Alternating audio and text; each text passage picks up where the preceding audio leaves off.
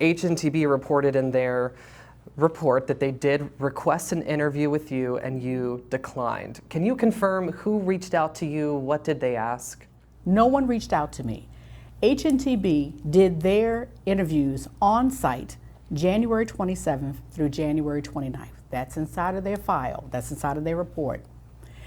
The report also says that they reached out to me after they completed the site investigation or the site visit. According to the city of Richmond, they said that someone reached out to me on February 17th and February the 18th. Why was I not contacted on January 27th to be a part of the 27th through the 29th? Why was I not involved in the second report that was put out on March the 3rd? No one has contacted me. No one at all? And you cannot, let me finish this. You cannot use a call that I placed to someone in the city and use that or define that or revise that to say that that call was meant to be the call that they needed to talk to me about H&TB. You can't do that. So you reached out to the city first, is what you're saying? I made a phone call to someone in the city. I did. I placed the call. Bingham says that call went to Rhonda Johnson, the public information officer for DPU. So during that conversation with Rhonda Johnson, did she ever ask you, will you do an interview for this report? Rhonda Johnson asked a specific question at the end of our meeting, our call, which I placed to her. She said, VDH is willing to speak with you. Will you speak to them? And I said, absolutely not. I'm not speaking to VDH.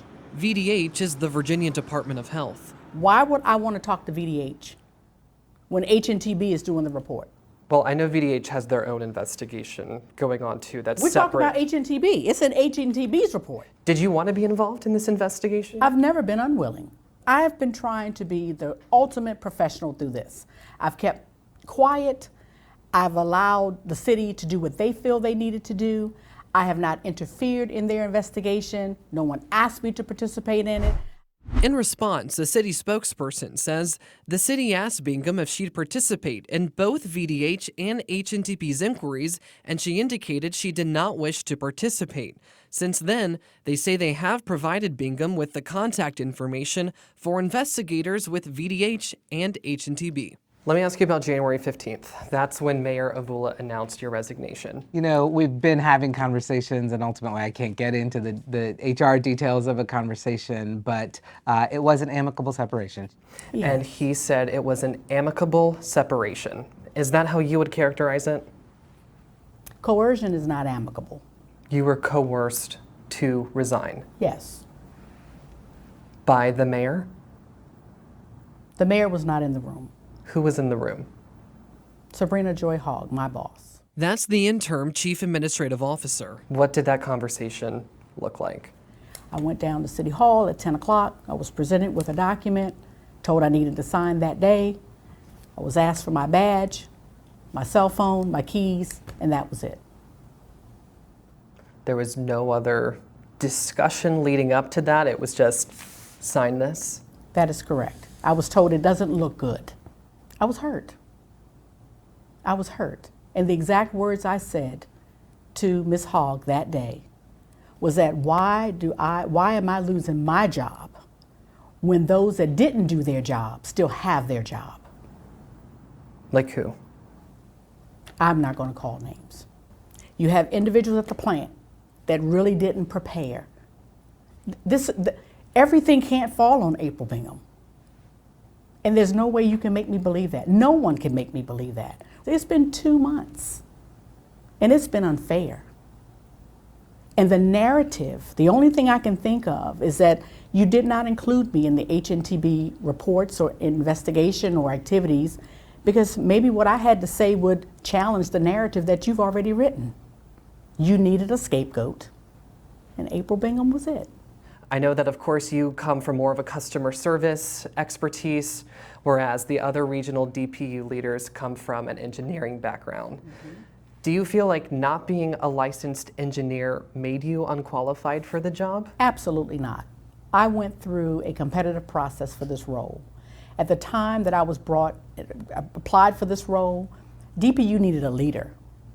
And the job description said engineer or public administration.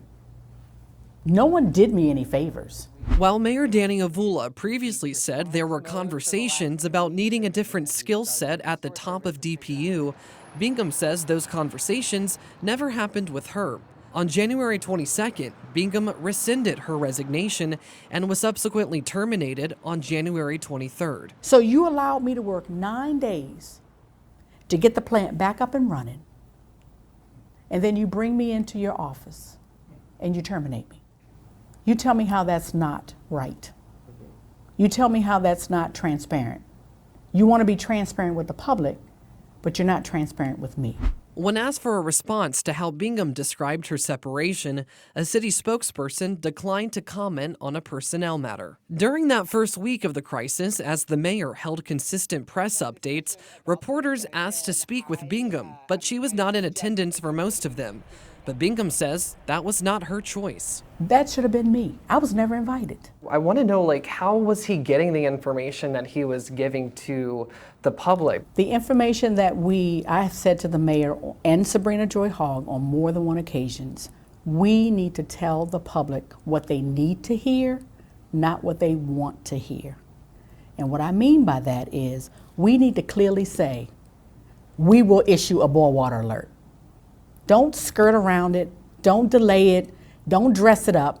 We will issue a boil water alert.